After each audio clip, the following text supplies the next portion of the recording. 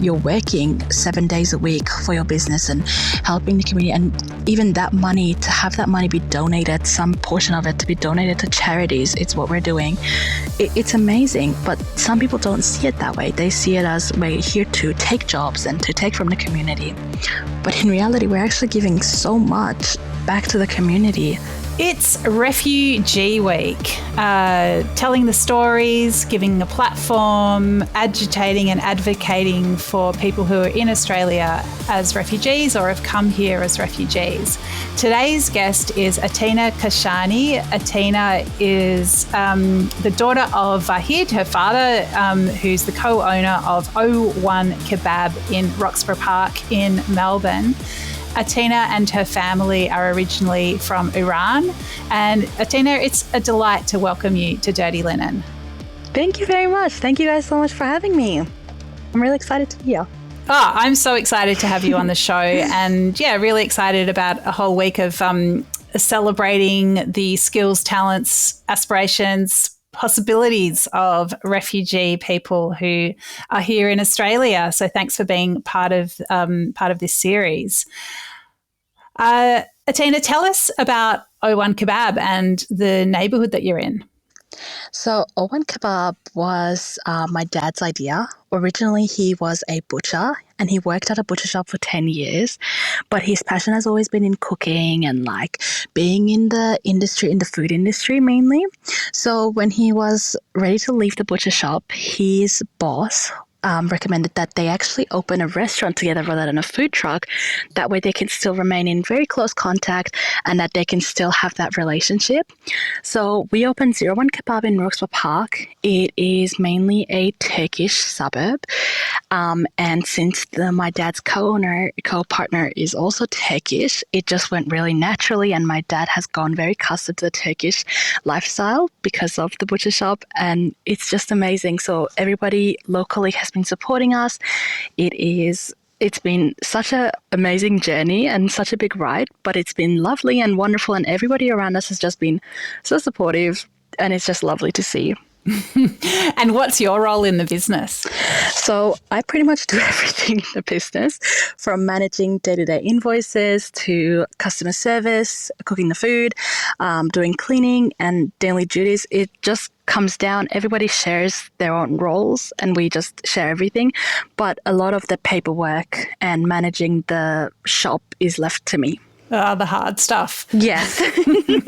I've seen, I haven't been there yet, but I'm going to come, and I'm not only coming for this dish, but I'm definitely having it. There is the world's longest kebab. Yeah, so my dad had this vision where if we put multiple Adenas on a stick and we put that on a platter, that would be an amazing idea. So he created the island kebab, where it's like an island with a mountain erupting with the smoke coming out of it, and it's got all different types of meat in it, a 1.5 meter Adana, wings and cutlets, ribs, chicken shish, everything, and all these dips around it, and everybody gets their own little mini plate, but then they all share from the top. And all of those boards were handmade. The platter that it comes in, we had them handmade by our friends, and everybody just helped make the boards. So it was such a great thing to see the actual idea come, and we had to sit there and think about how many are we going to put in. So the island kebab is like, it's really nice to see when it comes out. Everybody gets so excited about it. I can. I have to have it. So what's the scenario? Do you have to come? Would it be a group of people would come in and sit around a big table and they would attack it together? Yeah, I mean, you can always try single, but I really, really doubt anybody's going to get far with that one. The idea is, you get a group of people, 8 or 10 people. Between that number is usually what it feeds, but we've seen people come in 8 to 10 people and they have not been able to finish it. So however many you want, it's up to you. And everybody just comes in, and you can always grab as much food as you like. It's just there for you to grab and enjoy. That's amazing. And I mean, you mentioned that Roxburgh Park is a really Turkish neighbourhood. Tell us about that that connection between cooking Turkish food but being Iranian, because of course, Persian cuisine has its own proud history with kebabs as well. Yeah. So having like, when Turkish customers come in, they always love the marination. They're like, it's beautiful. And my dad's like, yeah. I also add a little bit of like Iranian spice to that, like the Iranian touch, with a lot of onions, and it's amazing and they love it. But also we do have like a Persian customer base that comes in. And for them, we always say, if you call us in advance and let us know you're coming, we're happy to get Iranian style kebab because it's a different type of kebab. And so we make those separately for those customers. So it's always, yeah. And can you explain to people who don't know the difference? Like what are the subtleties of the Iranian kebab? So the Iranian kebab is a lot of onions, just a lot more onions mixed in with the mince, and it's always hand minced, and it's got not too much spices in there, whereas the Adana, it's got paprika and a lot of red capsicum. So that's the main big difference between the two, is that the Iranian one is a little bit darker because of the amount of onion that goes into it, whereas the Turkish one, the Adana, it has a lot more red capsicum in there, making it a lot more red.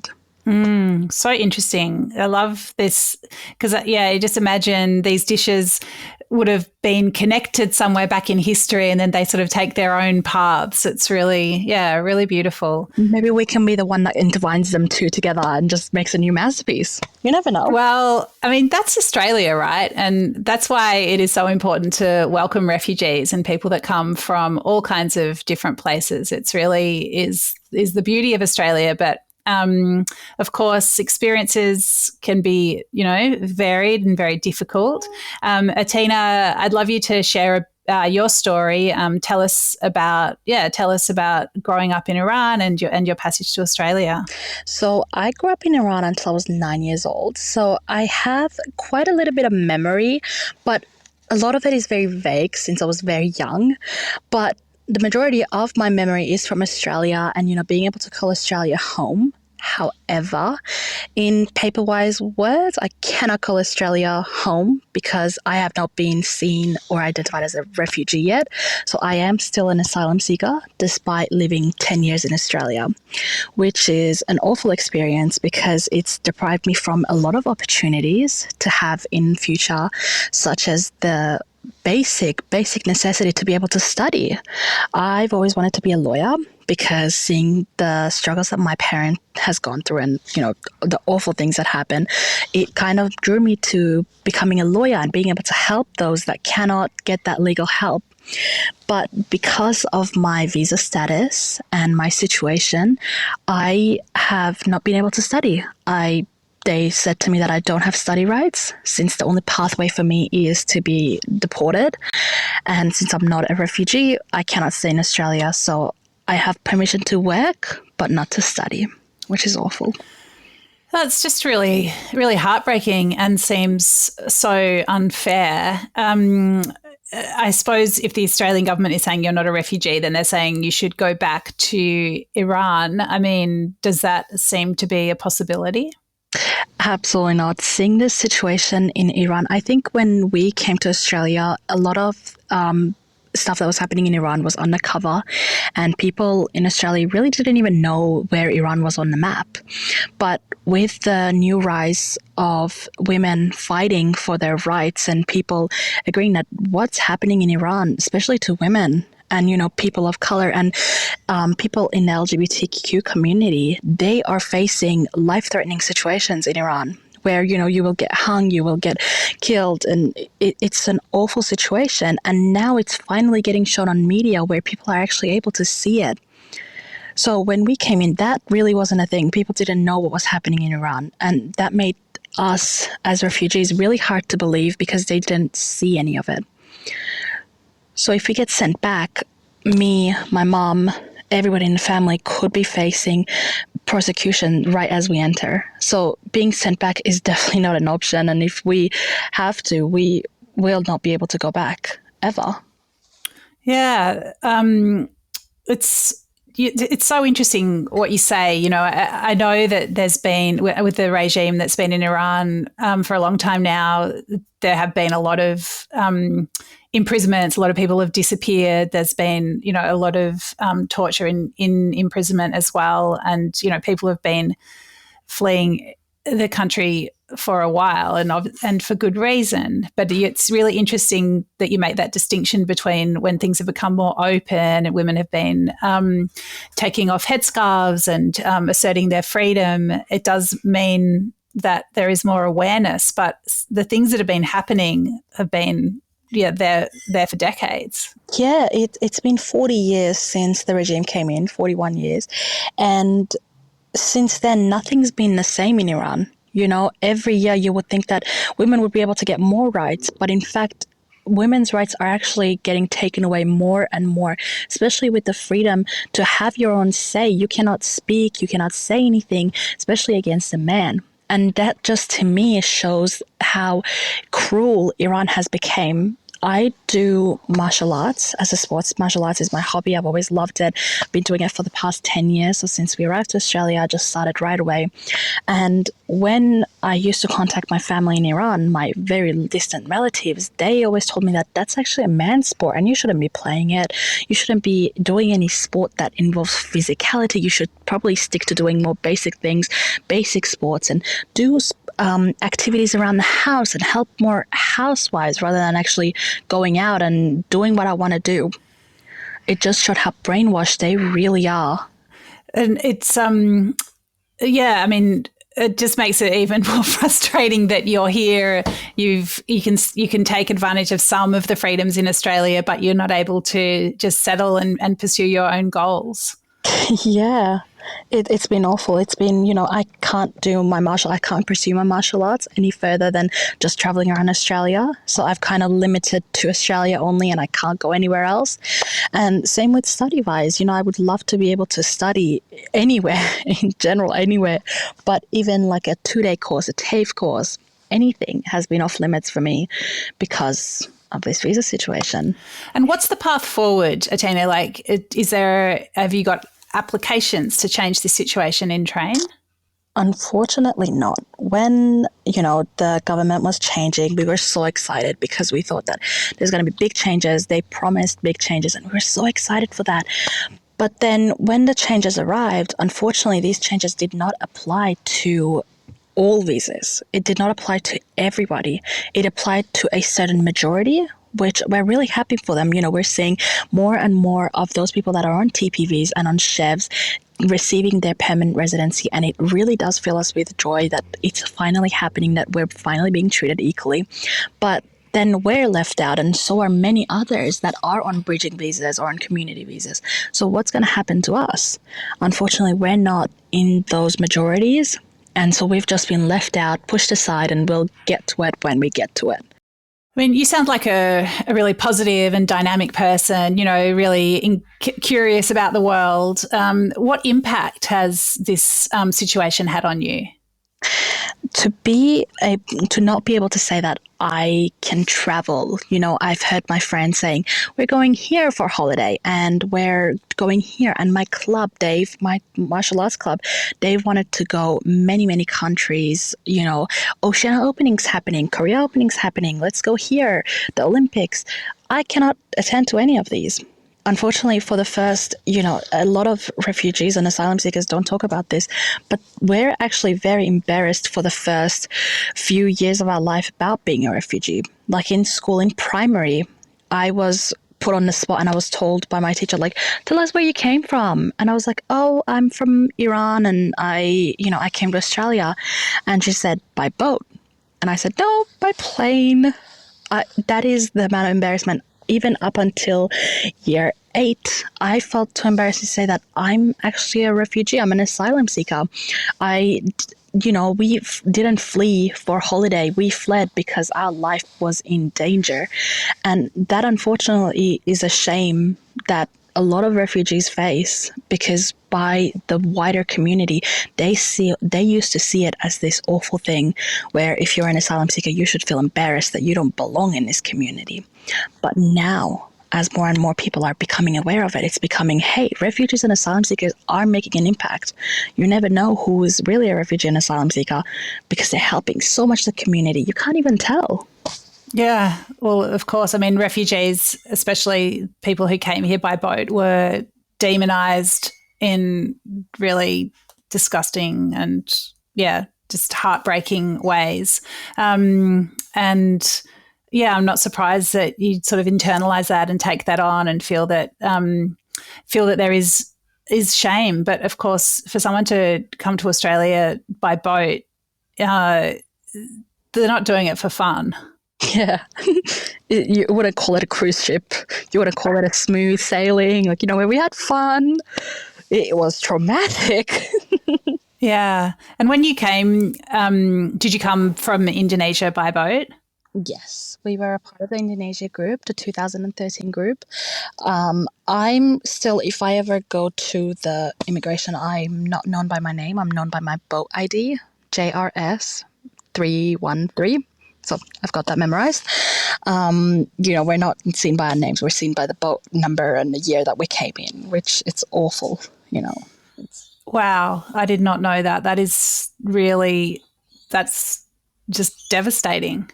Yeah, for the first 2 years of living in Australia, when we used to go to see a case manager and a caseworker who would help us settle in, when we came in, we would be like, oh, Vahid is here. And they're like, yep, what's your boat ID? Even now, when we want to apply for our visas, that number still applies. And that, the immigration number, we still have to put in our IMI card number. And what about when you arrived here, Atena? Was your family in detention for a period of time? I always consider us as one of the lucky refugees. We were on boat for only 24 to 48 hours. So that was really happy. And when we came in, we were in camp for maybe a month and a half and then moved to another camp for a month. So only a short period of time we actually spent in detention camp. But, when we got out, we thought everything was going to be fine here.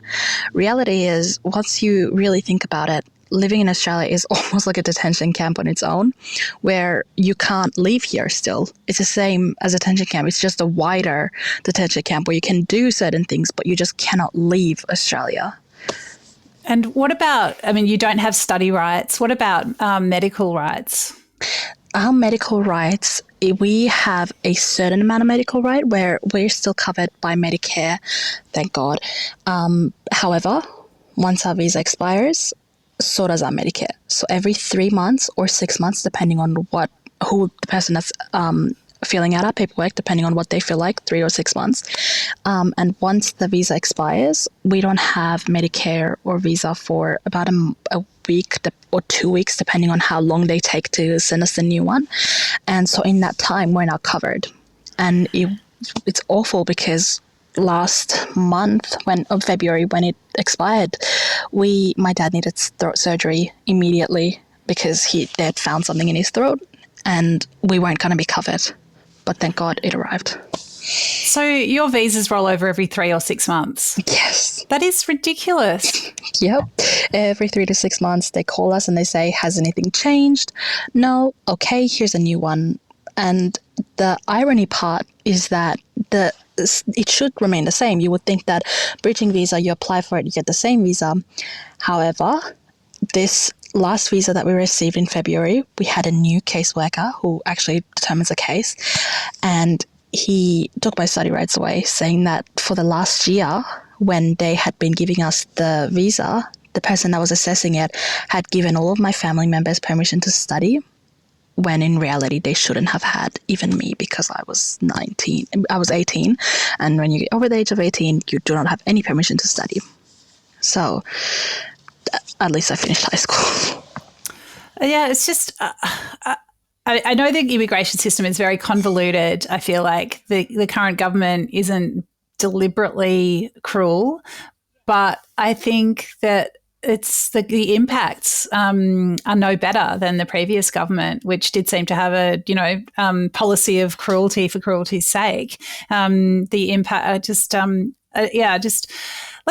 let's flip it around, Atena, and think. What would you like the broader Australian community to know about the benefits of welcoming refugees into the community?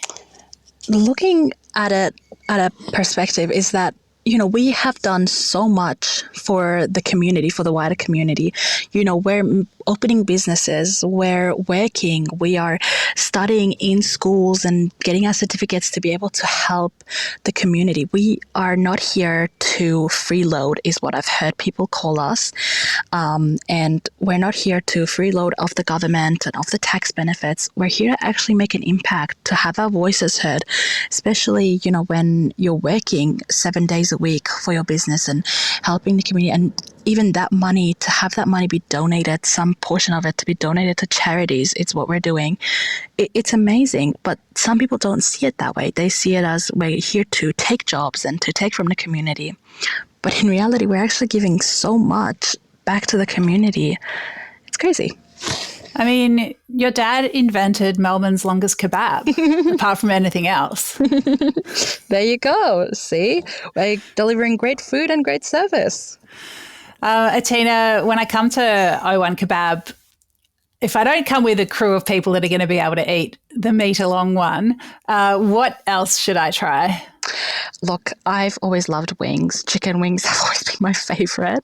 I should say the Atena. The Atenas are really what we're known for because we make them every day, daily batch, and it's made with my dad's ingredients, and the meat is just straight off the shoulder. So no bad meat is in there, and everything is portion controlled. So definitely the Atena, but try the wings. The wings are very nice. All right. There's nothing like getting stuck into some juicy wings and getting messy with that great flavour. Atena, thank you so much for coming on the podcast as part of our Refugee Week series. I really wish you all the best. I hope things turn around and the Australian government realises that you are such an asset to our community. And if you were given full study rights and the security of permanent residency, that who knows what you'll do. Yeah, absolutely. I would really like if, people stood up and they said, enough is enough. Let's do something about it. And they actually heard our voices. But thank you so much for having me on. Yeah, such a pleasure. Thanks for taking the time. Thank you. This is Dirty Linen, and I'm Dani Valent. We air the issues that the hospitality industry finds hard to talk about, hearing from different people with unique perspectives. We want to hear from you as well. If you have something that needs to be said about a topic, get in touch so we can include your perspective. Contact us at dirtylinen@deepintheweeds.com.au or hit us up on Insta at Dirty Linen Podcast. We can't wait to hear from you.